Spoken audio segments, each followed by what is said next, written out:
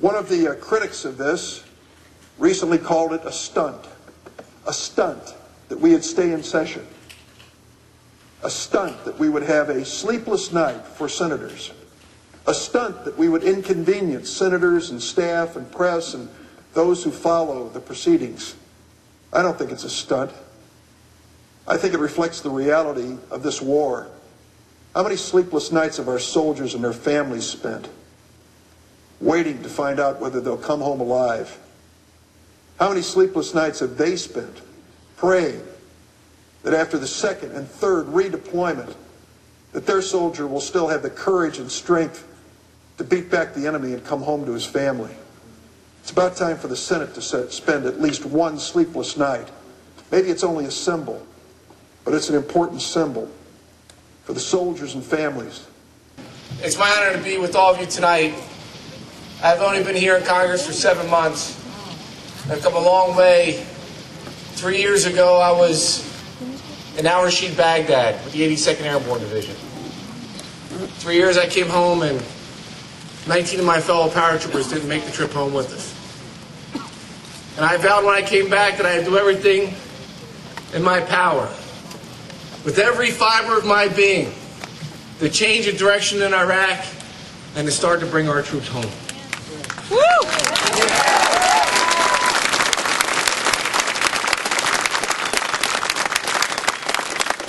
I am so proud of what we've been able to accomplish in the House of Representatives under Speaker Pelosi's leadership.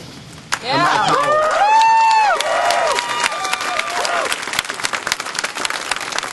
And now we ask and stand with our colleagues now in the Senate to please use the moral leadership that you have. Our troops, their families, and our country are counting on you tonight. Do the right thing and bring our troops home. Yeah!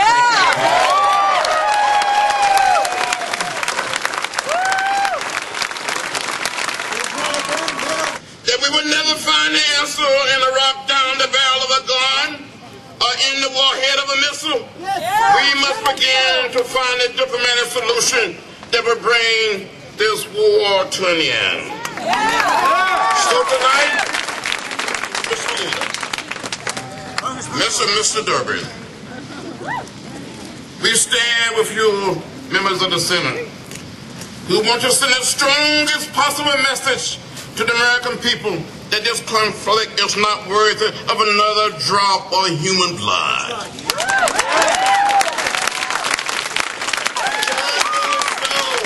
From the days on the Selma Bridge, and the days in Birmingham, and the days in Greensboro, that every struggle, if you don't give up and you keep fighting and you're right, you win. And we will win this effort to end the war in Iraq.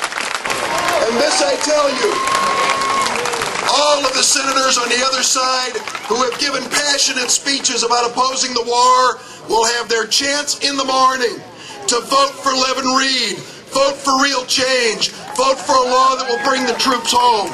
Count those votes. Count the senators. Understand who is for change and change in policy and those who are making speeches at home and come here in Washington and don't back them up with votes. We thank you for your support tonight. Stay with us. This war will come to an end honorably.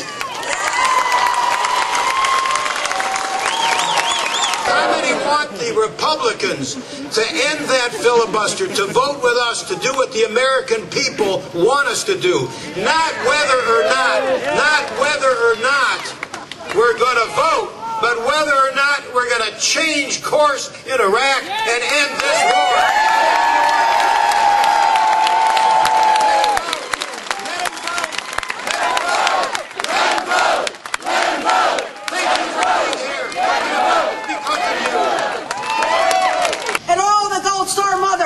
And all the Gold Star fathers, and all the Gold Star spouses, and all the Gold Star children, that the way we say a grateful nation never forgets is to vote tonight to bring our troops home swiftly and safely.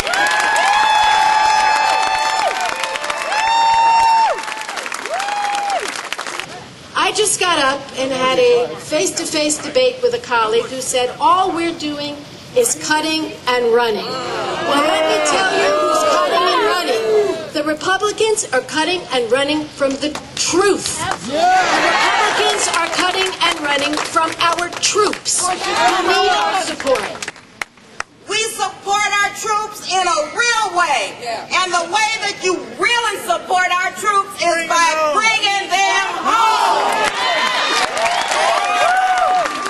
Senators who will now vote to end this obscene war, to bring our men and women home. And the only thing that's stopping them are the Republicans who've taken their orders from George Bush and Dick Cheney. Tell them to listen to the American people. Tell them to end the war. Tell them to bring people home. By God, we're going to fight as hard as we can to make that true. Thank you for being here. Keep up the fight.